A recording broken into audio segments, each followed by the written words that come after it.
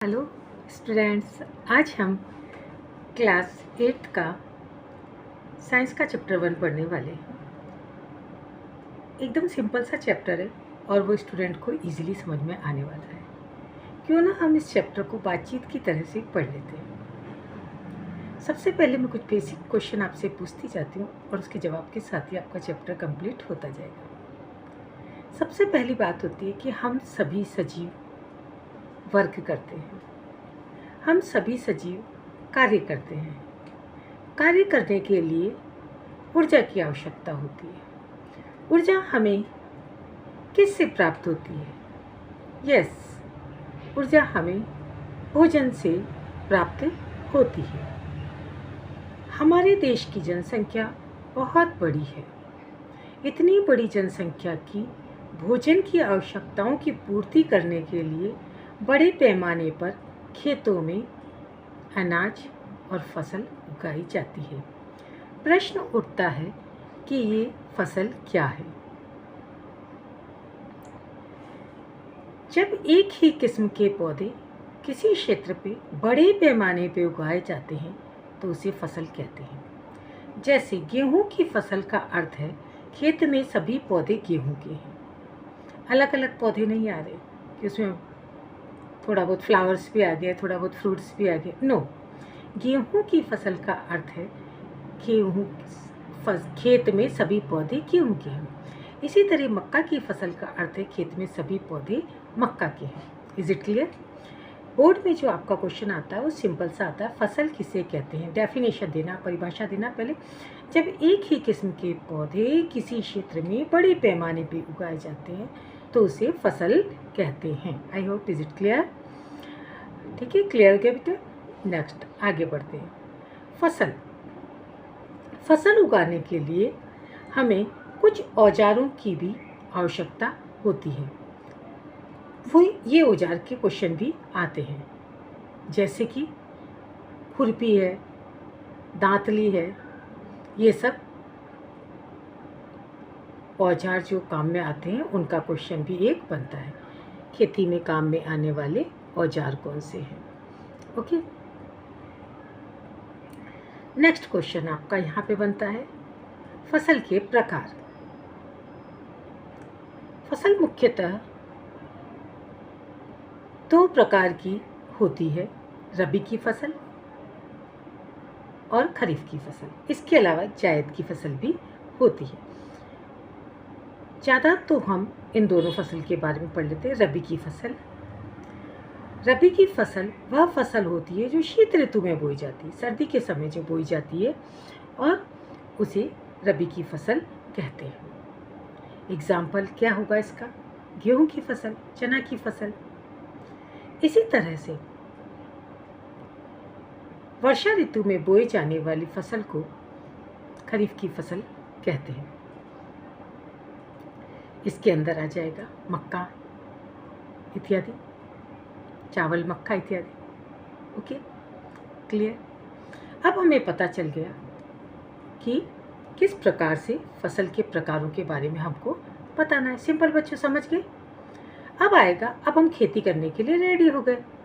खेती करने के लिए कुछ चरण होते हैं, खेती के चरण।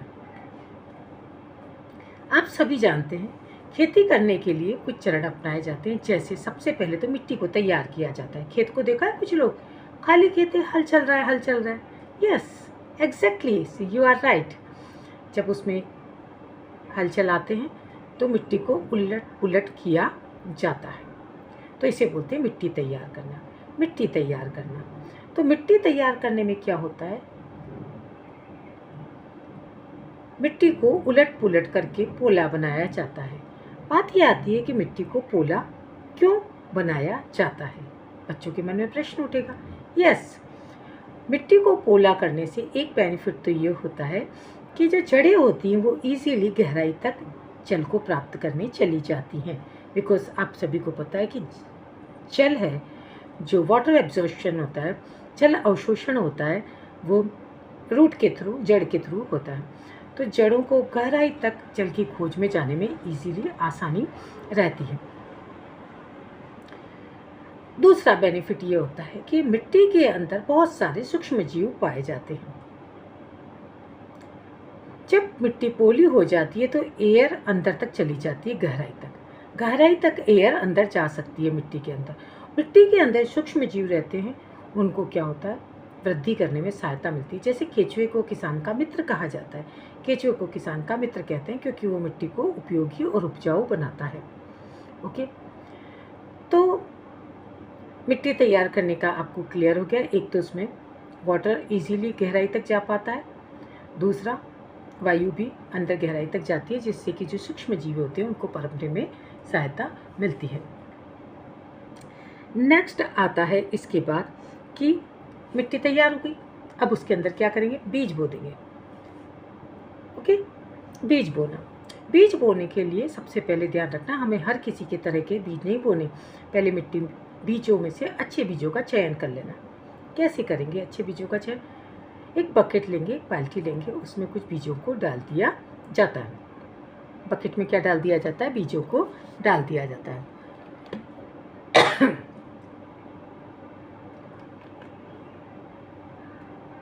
बकेट में जब बीजों को डाल दिया जाता है तो जो अच्छे बीज होते हैं वो नीचे बैठ जाते हैं, और जिन बीजों को कीट इत्यादि ने पोला किया होता है वो हल्के होने के कारण सतह पे आ जाते हैं। इस प्रकार से हम अच्छे बीजों का चयन कर लेंगे। जो नीचे पेंदे में बैठ जाते हैं, भारी बीज होते हैं, उनको हम खेतों में बो दिए जाते हैं।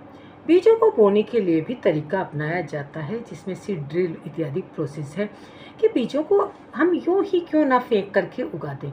इसलिए नहीं करते क्योंकि जब बीजों को हम ऐसे ही फेंक करके उगाएंगे तो क्या होगा, कहीं पे तो ज़्यादा बीज गिर जाएंगे, कहीं पे कम बीज गिर जाएंगे। एक ही स्थान पे बीज गिर गए तो वहाँ पे भोजन इत्यादि के लिए स्पर्धा होने लगेगी उनकी आपस में।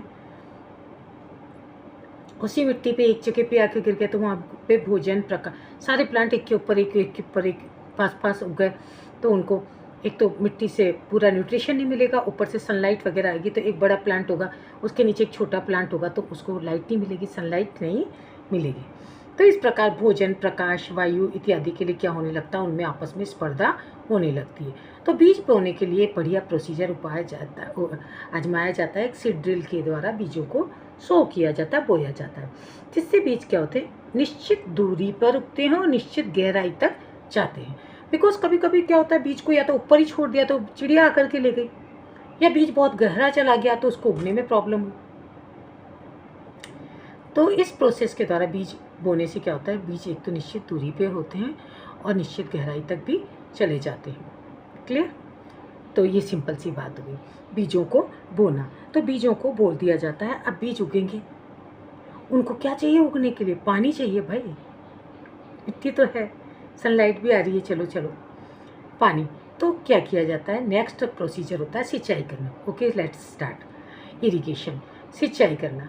सिंचाई करने के लिए तरीके अपनाए जाते हैं, पारंपरिक विधि भी अपनाई जाती है और आधुनिक विधि भी अपनाई जाती है, जिसमें आपको चैप्टर में क्लियरली दिया गया है। पारंपरिक जो विधि है उसके द्वारा पौधों की सिंचाई कर दी जाती है। आधुनिक विधि में कई विधियां अपनाई जाती है, जैसे ड्रिप तंत्र, बूंद बूंद करके, ड्रिप मतलब बूंद बूंद करके जल गहराई तक पौधे की जड़ तक पहुँचे, इसे बोलते हैं ड्रिप तंत्र। ड्रिप चढ़ती है ना तो बूंद बूंद गिरती है ना, तो ड्रिप तंत्र में क्या होता है, बूंद बूंद करके पानी जाता है और जड़ों तक पहुंचता है। छिड़काव तंत्र में क्या होता है, एक स्प्रेकर लगा होता है, घूमने वाला फवारा सा लगा होता है, और उसके द्वारा क्या होता है, पानी सभी जगह पे पहुंच जाता है। जैसे ज़मीन ऊपर खाबड़ है तो फिर क्या होगा, पानी कैसे देंगे हम, तो इसके बाद एक नोज़ल लगा होता है उसमें घूमने वाला, और जैसे फवारा चलता है ना वैसे चारों तरफ पानी घूमता है और छिड़काव कर दिया जाता है। तो सिंचाई की वे होते हैं। अब सिंचाई भी कर दी, अब इसमें क्या डाल दिया हमने, सिंचाई करने के बाद में इनकी कीटों से सुरक्षा, खाद वगैरह डालेंगे। चलो खाद डालो, नेक्स्ट क्या करेंगे, इसमें खाद इत्यादि डालेंगे। तो इसमें खाद को डाल दिया जाता है, खाद और उर्वरक इत्यादि सब डाल दिया हमने। अब इसके बाद क्या कहा जाता है, खाद।